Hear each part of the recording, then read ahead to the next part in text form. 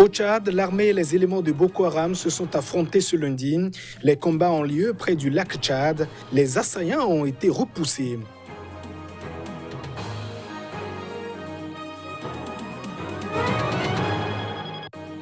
Guerre de chiffres en Guinée-Conakry autour du nombre de morts au lendemain du double scrutin. Gouvernement et société civile se déchirent. Le ministre de la Sécurité a fait face à la presse ce lundi.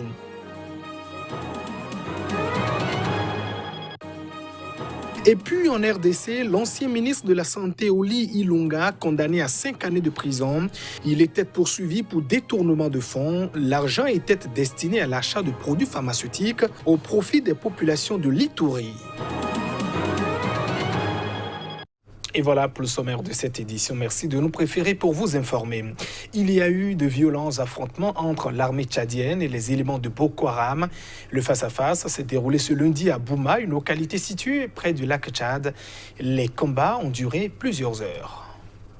L'armée tchadienne et les éléments de Boko Haram se sont longuement affrontés ce lundi 23 mars à Bouma, une localité du lac Tchad. De sources concordantes, les affrontements ont duré plusieurs heures avant que l'armée ne parvienne à repousser les assaillants. Les assaillants sont arrivés tôt le lundi matin à bord de bacs motorisés et ont attaqué par surprise les forces tchadiennes qui ont riposté. Mais au lever du jour, les combats ont redoublé d'intensité, obligeant les loyalistes à appeler du renfort. Mais les djihadistes ont résisté. L'aviation est ensuite entrée en action pour disperser les assaillants. En milieu d'après-midi, les forces tchadiennes ont finalement repris le dessus et ont obligé l'ennemi à battre en retraite. Il y a eu de la casse, aussi bien des civils que des militaires, confie un officier. Jusqu'en fin de journée, les opérations de ratissage et d'évacuation des blessés étaient en cours. L'état-major général des armées indique ne pas encore disposer de bilan parce que le ratissage n'est pas encore terminé. Au Malawi, la commission électorale a fixé au 2 juillet prochain la date de la nouvelle élection présidentielle qui sera organisée après l'annulation d'une précédente pour cause de fraude. L'annonce a été faite ce lundi lors d'une conférence de presse par la présidente de l'institution. Le 2 juillet 2020, c'est la date choisie par la commission électorale malawite pour l'organisation d'une nouvelle élection présidentielle après l'annulation pour cause de fraude du scrutin de mai 2019. La présidente de l'institution en charge de l'organisation du scrutin, Jeanne Ansah, a fait l'annonce ce lundi lors d'une conférence de presse. Début février, la Cour constitutionnelle, saisie par l'opposition, avait invalidé la présidentielle de mai 2019 remportée de justesse selon les résultats de la commission électorale par le chef de l'État sortant, Peter Mutharika. Ce dernier avait devancé de moins de 159 000 voix Lazarus Chakwera, leader du principal parti d'opposition, le Parti du Congrès du Malawi. La Cour constitutionnelle avait justifié l'invalidation du scrutin par les irrégularités systématiques et graves, notamment le recours au liquide correcteur blanc sur de nombreux procès-verbaux. Elle avait ordonné l'organisation d'un nouveau scrutin dans les 150 jours. La commission électorale a justifié le choix de la nouvelle date par le fait que le 2 juillet est le 149e jour après le jugement de la Cour constitutionnelle. C'est la première fois qu'un scrutin est annulé au Malawi et la deuxième fois sur le continent après l'invalidation de la présidentielle au Kenya en 2017. En Guinée, le ministre de la Sécurité a tenu ce lundi après-midi une conférence de presse au cours de laquelle il a dressé le bilan de la journée du dimanche, faisant donc état de 6 morts, dont 4 semblent avoir été tués par balle. Un bilan que conteste évidemment le Front national de défense de la Constitution dans le pays. Le bilan officiel de la journée d'élections législatives et référendaires de ce dimanche s'élève désormais à 6 morts. C'est ce qui ressort de la conférence de presse donnée par le ministre de la Sécurité. Le Front national de défense de la Constitution, qui s'est opposé à la tenue du double scrutin, avance quant à lui le chiffre de 14 morts, dont une dizaine à Conakry et 4 à Unzerekoro dans le sud du pays. Le ministre de la Sécurité, Albert Damantang Camara, a également annoncé l'arrestation d'un élève gendarme interpellé en possession d'une arme et soupçonné de meurtre. Ses services ont aussi accusé les manifestants de porter des armes, ce que nie une fois encore le Front national de défense de la Constitution. Qu'on nous présente des preuves, réclame Ibrahima Diallo, chargé des opérations du FNDC. Il ajoute qu'aucune arme n'a été présentée et qu'aucune vidéo ne montre des manifestants armés, tandis que de nombreuses images prouvent que les forces de défense et de sécurité ont fait usage d'armes à feu. La capitale guinéenne Conakry a été le théâtre d'affrontements sporadiques ce lundi, au lendemain d'un référendum sur la Constitution marqué par les violences et sur lequel le pouvoir d'Alpha Condé garde jusqu'à présent le silence. En République démocratique du Congo, l'ancien ministre des Finances Oli Ilunga écope de 5 années de prison pour détournement de fonds publics. L'arrêt est rendu par la Cour de cassation. Le mis en cause clame toujours son innocence et compte exercer d'autres voies de recours.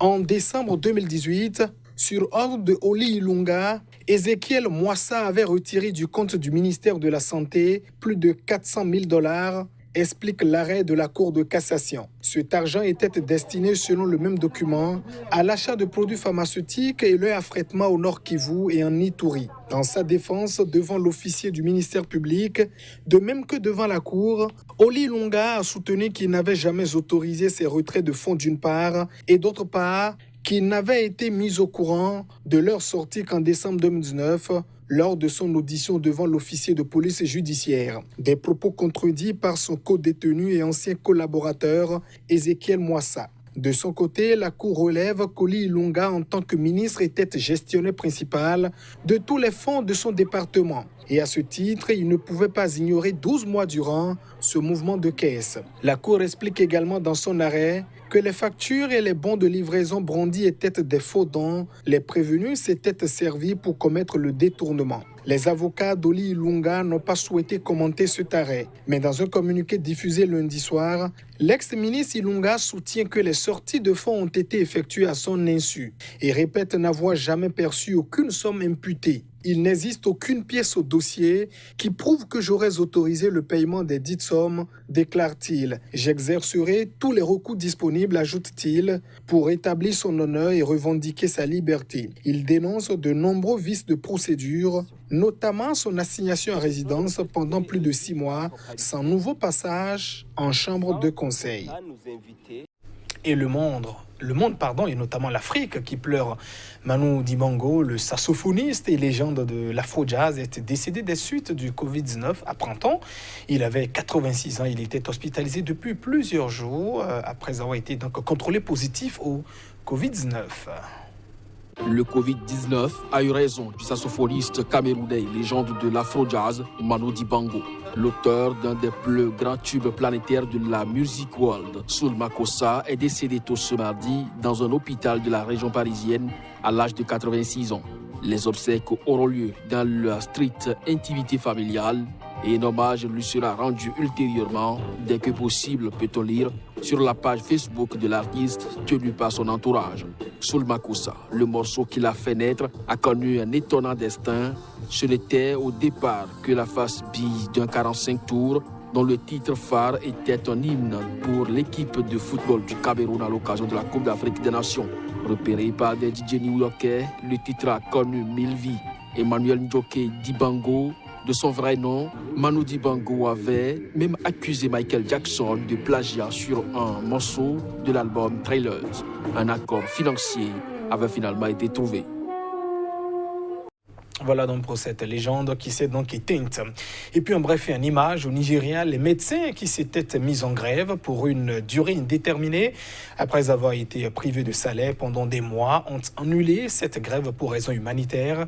Cette décision pour le bien de l'humanité intervient en pleine montée des cas de coronavirus en Afrique et notamment dans le pays le plus peuplé d'Afrique. Le Nigeria, évidemment, a confirmé donc 4 nouveaux cas de Covid-19 dimanche dernier, ce qui porte donc à un total de 30 le nombre de personnes contaminées. Le Centre nigérien pour le contrôle des maladies a donc confirmé que tous les nouveaux cas avaient voyagé depuis plusieurs jours dans des pays à risque.